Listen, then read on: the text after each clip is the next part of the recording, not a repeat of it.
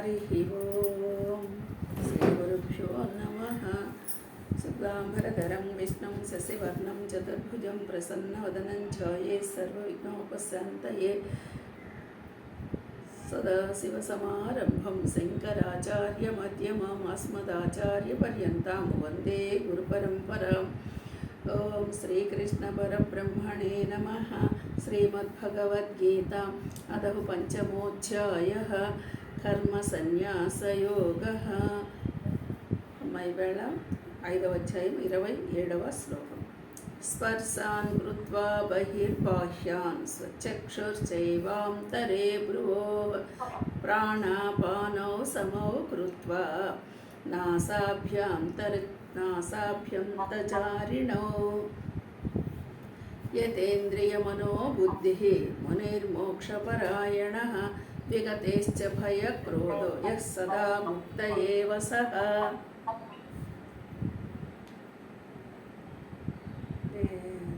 మీట్లో పెట్టుకోమ్మా. వెళ్ళ చూడమ్మా. స్పర్శాన్ కృత్వా బహిర్బాహ్యాన్ చక్షుశ్చైవాంతరే భ్రువో. ఇక్కడ మనము క్రితం క్లాసులో కామక్రోధ రహితులను చిత్తవృత్తులను జయించిన వారైనటువంటి వారిని పరబ్రహ్మ సాక్షాత్కారము పొందుతారు. అలాంటి వారిని జ్ఞానులు, అలాంటి జ్ఞానులు మాత్రమే పరమాత్మని పొందుతారని మనం తెలుసుకున్నాం. అయితే ఇక్కడ ఈ పరమాత్మని మనము పొందడము అనే విషయము చూడండి. పరమాత్మని పొందడము అంటే పరమాత్మని చేరటము అనలా, ఇక్కడ పొందటము అంటున్నాడు. చేరటము అంటే ఎక్కడికో వెళ్ళి కలవడం, కానీ పొందడము అంటే నీలో ఉన్నవాడిని తెలుసుకొని మమేకం అవ్వడమే ఇక్కడ పొందడం అని మనకు తెలుసుకోవాలి. అలా తెలుసుకున్న వాళ్ళు బాహ్యాన్ అంటే విషయ భోగములను బయటకు పారదురు. ఇప్పుడు తెలుసుకున్న వాళ్ళు ఏం చేయాలి? విషయాలని వదిలేయాలి. అంటే ఇక్కడ విషయ భోగాలంటే ఏంటి? మనం చూడండి, శబ్ద స్పర్శ రూప రసగంధాలు అనేటువంటివి ఏవైతే ఉన్నాయో కర్మేంద్రియాలు జ్ఞానేంద్రియాల ద్వారా మనల్ని ఇబ్బంది పెడుతూ చేస్తున్నామో వాటిల్ని మన జోలికి రాకుండా చూసుకోవాలి. అంటే ఇక్కడ ఇంద్రియాలని చక్కమైనటువంటి దారిలో నడిపించుకోగలగాలి. అలాగే మరి మన దృష్టిని ఎక్కడ ఉంచాలి? భ్రూమధ్యమున నిలపాలి. అంటే చూడండి, ఇక్కడ ఒక విధమైనటువంటి మనం ఇప్పుడు ధ్యానము అనుకుంటున్నామే, అలాంటి ధ్యానంలోకి మనల్ని తీసుకెళ్తుంది ఈ శ్లోకము. ఏ ధ్యానంలోకి తీసుకెళ్తుంది? పరమాత్మ ధ్యానంలోకి తీసుకెళ్తుంది.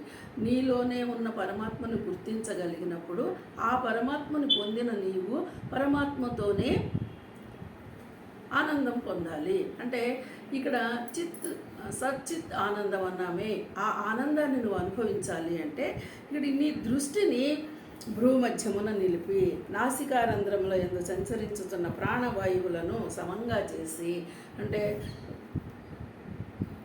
అపాన వ్యాన సమాన ఉదాన వాయువులు అని చెప్తారు కదా, ఆ వాయువులని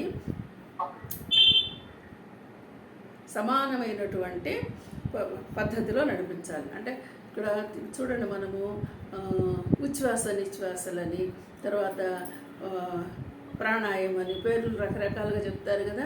ఈ సంచరించే గాలిని, నువ్వు తీసుకునే గాలిని, వదిలిపెట్టే గాలిని సమానమైన స్థితిలో నడిపించగలగాలి. అలాగా చేసినప్పుడు మనోబుద్ధి ఇంద్రియములను జయించిన వాడవుతావు. చూడండి, ఇక్కడ అన్నిటికీ మూలము నువ్వు ఎప్పుడైతే ప్రాణవాయువుని సమంగా తీసుకొని సమంగా దాన్ని వదిలిపెట్టగలుగుతున్నావో అప్పుడు నువ్వు మనసును, బుద్ధిని, ఇంద్రియాలని జయించిన వాడిపోతాడు. ఇదేంటండి, నేను గాలి తీసుకొని వదిలిపెట్టడానికి నా మనసును, బుద్ధిని జయించడానికి ఏమిటి సంబంధం అంటే, ఇది కేవలము మనము ఆచరణలో పెట్టి దాన్ని అనుభవపూర్వకంగా తెలుసుకుంటే తప్పక అర్థం కాదు. మామూలు చెప్పేవాళ్ళు చెప్తారు, మేము ఒక గంట సేపు ధ్యానం చేసామండి, గంట సేపు శ్వాస మీద ధ్యాస నిలిపామండి అని చెప్తారు.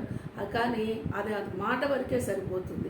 ఎప్పుడైతే నీవు ఆ శ్వాస మీద నీ ధ్యాస ఉంటుందో, నువ్వు తీసుకునే గాలిని, వదిలిపెట్టే గాలిని సమక్రమంలో నువ్వు చేయగలుగుతున్నావో అప్పుడు నీ మనసు, నీ బుద్ధి నీ స్వాధీనంలో ఉంటుంది. అంటే నీతోనే నీ స్వాధీనంలో మనసు, బుద్ధి ఉన్నప్పుడు నువ్వు వాటిల్ని జయించినట్లే అవుతుంది. కాబట్టి అలాంటి వాడే మోక్షపరాయణుడై. అంటే ఇక్కడ మోక్షము అంటే మళ్ళీ ఏదో అనుకోకండి, మననశీలుడై. అంటే మోక్షం అంటే ఇప్పుడు చూడండి, ప్రాణవాయువు సమంగా తీసుకుంటే మనసు బుద్ధి నీ ఆధీనంలోకి వస్తే నీకు ఇంకా వేరే ఆలోచన, వేరే ధ్యాస, నీ మనసు బయటికి వెళ్ళి సంచరించటం లేదు, అక్కడ నిలబడి ఉన్నది. నిలబడి ఉన్నప్పుడు నువ్వు దేంతో నిలబడి ఉన్నావు? పరమాత్మతోనే కూడి ఉన్నావు. కాబట్టి అది నీకు మోక్షము. ఆ పరమాత్మతో కూడి ఉండడమే మోక్షం. అంటే బయట విషయాలు ఏమీ లేకుండా నువ్వు పరమాత్మతో ఉండడం ఎప్పుడైతే నీకు అర్థమవుతుందో అదే మోక్షం. అంటే బయట ప్రపంచాన్ని విడిపోయి నీ పరమాత్మతో ఉండడం ఇది. అంటే మనమేమో ఎంతసేపు విషయాల్లోకి వెళ్ళిపోయామంటే బందీలోనే పడ్డాం. అది మోక్షం కాదు.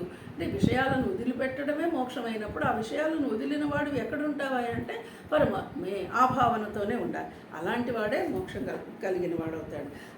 అతనే మననశీలుడు. ముని కూడా తానే అనిపించుకుంటాడు. ఇంకా అతనికి ఎలా ఉంటాడు? భయ క్రోధాలను లేనివాడు. అంటే చూడండి, ఇంకా భయం దేని గురించి ఉంటుంది? భయం దేని నుంచి లేదు. అలాగే కోరిక లేదు, క్రోధము లేదు. కోరిక క్రోధము లేనప్పుడు భయం కూడా లేదు. భయం ఎప్పుడు వస్తుంది? మనం కోరుకున్నది రాదేమో, వచ్చింది పోద్దేమో, ఇది భయం. ఆ భయం కూడా వాడికి లేదు. ఎవరైతే ఇలా ఉన్నాడో అతను సర్వదా ముక్తుడే అగును. 2 శ్లోకాలకి 27, 28 శ్లోకాలకు చెప్పిన అర్థము ఇదే. అంటే ఎప్పుడు సర్వదా ముక్తుడై ఉండాలి అంటే మనకి ఏమర్థం కావాలి? పరమాత్మ భావన, పరమాత్మతో ఏకీకృతం అవ్వడము, ఈ కామక్రోధాలని సరే ఈ వదిలిపెట్టడం అంటే మొదల నుంచి ఉన్నాయి, వాటిని వదలడం ప్రయత్నం చేస్తున్నాము. ఇంకోటి మనసు బుద్ధి ఇంద్రియాలు సమమైన క్రమశిక్షణలో పని చేయడము. అంటే నువ్వు వాటిల్ని సరైన మార్గంలో పెట్టుకోగలగడము. ఇది ఎవరి చేతిలో ఉందయా? నీ చేతిలోనే ఉంది. కాబట్టి నువ్వు దాన్ని సమంగా చేయగలిగినప్పుడు ఈ పరమాత్మ దృష్టితో నీవు ముక్తుడవే అని మనకి ఈ 2 శ్లోకాల్లో చెప్తున్నాయి. అయితే బాహ్య విషయ భోగాలను అనే చింతన వాటిని వదిలిపెట్టాలి పారద్రోలాలని మాట అయితే చెప్తాం, కానీ ఈ బాహ్య చింతన లేకుండా ఉంచగలగడం మనం చేయవలసిన పని. బాహ్య చింతన ఉన్నంతసేపు మనము బయట ప్రపంచంలోనే ఉంటున్నాం అన్నమాట. అంతర్ముఖం కాలేకపోతున్నాం. అంతర్ముఖం అయినవాడు మాత్రమే అలాంటి దృష్టి. దానికి ఏం చెప్తున్నారు? భూమధ్యంలో స్థిరంగా ఉంటామంటున్నాడు. అలాగే మనం తీసుకుంటున్నటువంటి ప్రాణపాన వాయువులను సమస్థితిలో ఉంచమంటున్నాడు.